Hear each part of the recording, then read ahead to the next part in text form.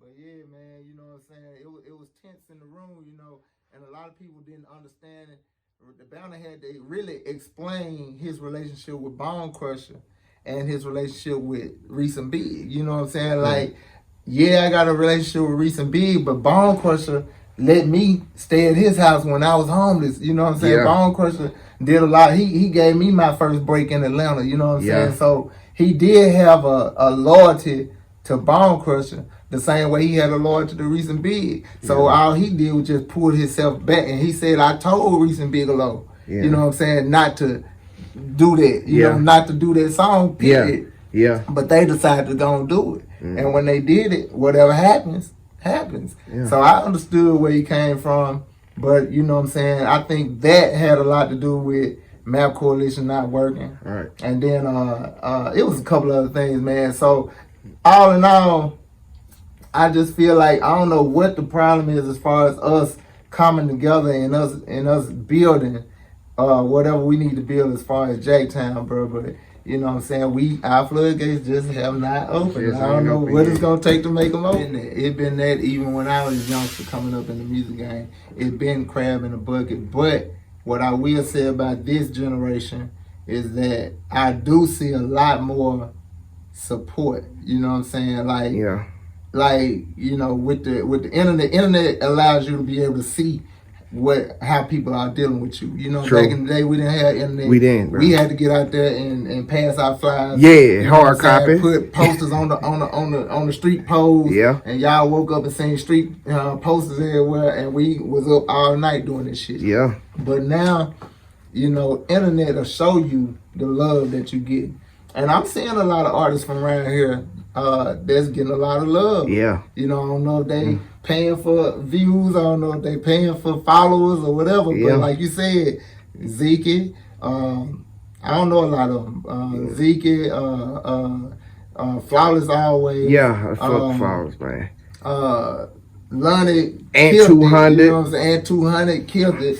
And he killing it, you know what I'm saying? Millie. Like a lot of them really, they getting love. Yeah. So it's not the fact that I don't think that the city not supporting them.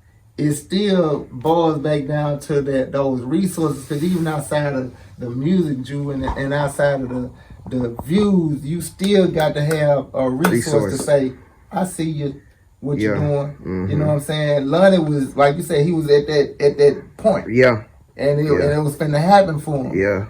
But the only thing about Jacktown, Mississippi is if you don't move around enough, it's gonna eat you up. You know what I'm saying? It is. So that's the only thing I feel like that hurt Lonnie. I feel like we hate that people got to leave here, but you got to leave here. You did good when you left Jackson. Now I'm not saying that I love Jackson, but I done left Jackson a few times. So you got to move around. Yeah. When you change your view, you change you. You got to move around. For real, man. And I feel like that's the only thing that hurt that young man, and rest in peace his soul, but that's the only thing that hurt that man. He kept it to 100. Yeah. With Jacktown. He did. You know what I'm saying? And he put on every big interview he did. He shouted out Jacktown. Man, salute to you, Little Lonnie, man. Yeah. Man, the city just recently hired one of the most best cornerbacks in the motherfucking football nation, man. Prime time, man. What you think about that, bro? Man, I think it's needed at a time that Jackson had.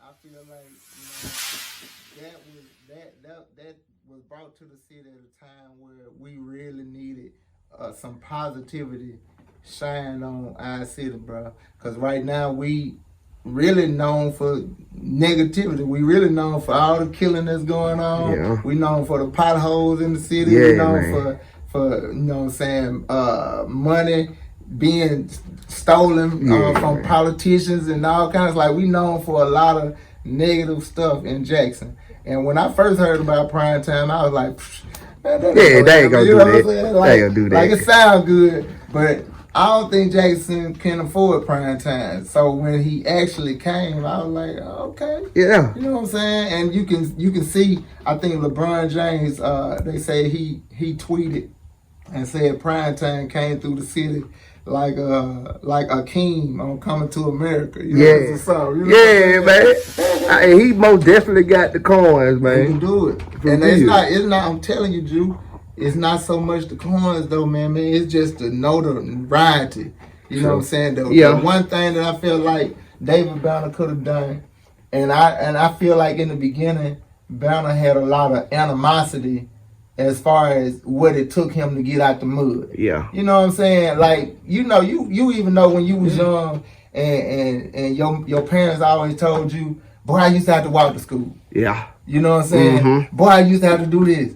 But damn, Mom, you know what I'm saying? Don't make me walk to school. Yeah. Just because you had to walk to school, don't take it out on me. Fact. You know what I'm saying? Yeah. So I think, I'm just saying this is how I feel. And if bound to see this interview, bro, if I miss word or whatever, you know, how you felt, it is what it is. But I feel like he had a lot of built up animosity on how Jacktown wasn't showing him no love. Yeah.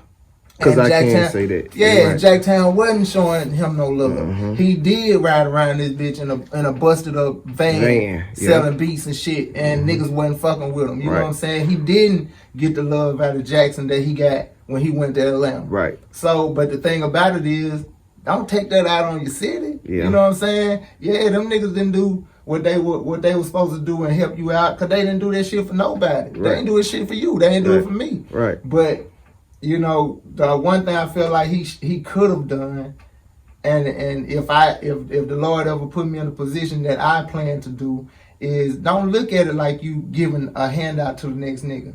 Yeah, you had to grind and get out the mud, so you want them to grind and get out the mud. I understand that, but give us a platform. You know what I'm saying? Right. You got the resources to give us a platform. He do. You know what I'm saying? A nigga can still grind and get it out the mud, but at least he know David Banner done open up Big Face Records in downtown Jackson. You know what I'm saying? So now when we doing all these shows every week, now when we on the radio every week, we know David Banner and his executives at Big Face Records is listening. You know what I'm saying? That's all we need. Yeah. You know what I'm saying? That's it. That's all we need. And I feel like once we get that, that's when them floodgates gonna open up, man. Yeah, man. It was another rapper from Jackson, Mississippi. I wanted to talk about too, and I think he doing this thing, and I think he underrated. Silas. Oh yeah. Silas is hot, bro. That boy is an alien, man. Yeah, Silas hot. My views on Silas and like I said, big ups Kamikaze. Silas been hot. He got under the management of Kamikaze, and you know with Kamikaze being the next artist lined up under David Banner when David Banner did blow. He was Yeah, Kamikaze actually when David Banner got his first deal, it was with Crooked Letter. Yeah, and Kamikaze was in the mix. Right. It's just that deal kind of fell through. And Kamikaze came back to the crib and David Banner kept pushing. You know what I'm saying? So, but Kamikaze still, he got the connects. Kamikaze still got the knowledge. So he took all of that. He pushed for himself for a while, but now he got Silas. You know what I'm saying? And a lot of artists just need, like I said, they just need that person that's gonna get behind them and push them. Yeah. So when he found Silas a worker. Yeah, he a worker. He talented. He gonna work. Yeah. The thing I feel about Silas and Jacktown is the fact that Silas is a different artist that Jacktown ain't used to. Right. You know what I'm saying? Right. So no matter how hot Silas is in Jackson, I don't feel like he gonna ever be that dude. You know what I'm saying? Unless the industry makes him that dude, then Jackson gonna jump on board. Yeah, they'll do it then. The thing about Jacktown, and it's always been, like you said when we first started talking, is the fact that Jackson is big on clout. You know what I'm saying? And when I say clout, we big on street clout. Yeah. You know what I'm saying? Fact. Street niggas is what thrive in Jackson. You know what I'm saying? Right. Hey, you could be damn near about to serve a life sentence. Yeah. You done killed you a bunch of niggas and sold you a bunch of drugs. You that nigga. Yeah. In Jackson. You know what I'm saying? For real. And I mean, it's sad to say, Them the niggas that run the clubs. Them the niggas that if they do put out some music, they finna go. They finna go. And they might not blow up, but yeah. Jacktown. Oh, they the shit. They gonna for run real. Jacktown, you know what I'm saying? Boy, man, salute to that boy Pierre. But when Pierre came out with that My Flag, yep. Boy. And niggas knew it for real. Yeah, it was for real. And it's like the fraudulent conversation ain't really gonna go too far. But when these niggas know you for real, they know you gonna like. Shout out to my boy Treasure Troll. Treasure Troll. Treasure Troll was a hell in the hand, man. So that's my nigga. And I used to be scared every time we go do shows. Like, oh, shit, you know what I'm saying? But Troll and Player Young too. Big up my boy Player Young. Like them some real street niggas. And when I put them on my label, I knew I'm dealing with some real street niggas. You know what I'm saying? My brother a street nigga. Yeah. But my brother just don't rap. Yeah. But so I'm familiar with the streets. I grew up in the streets. I'm just not a street nigga. You know, you can be from the streets and not be a street nigga. And a lot of y'all rap niggas that's out there now coming up, y'all need to understand that statement. Understand that. You can be from the streets, but that don't make you a street nigga. You know what I'm saying? It's street niggas in these streets, you know what I'm saying? And those niggas are the niggas that Jacktown really, for some reason, they love that shit. They praise it, and man. That's why I say with Silas, he real talented. And I kind of look at him kind of like I looked at me back in the day. Like, I'm real talented, but I ain't bust no shots at nobody. I ain't sold no drugs. And Jackson just ain't feeling that. They want that Lil C. You just said it a minute ago. Lil C, he hot as hell when he made I'm about that gun shit, you know what I'm saying? And niggas knew this nigga really about that shit, you know what I'm saying? But the only thing that was bad is he so about it that's what kept him from blowing. You know what I'm saying? And Too damn gutter. That's what the industry full of now. That's why I feel like a lot of the hot artists dying off. Because shit, they about the shit that they rapping.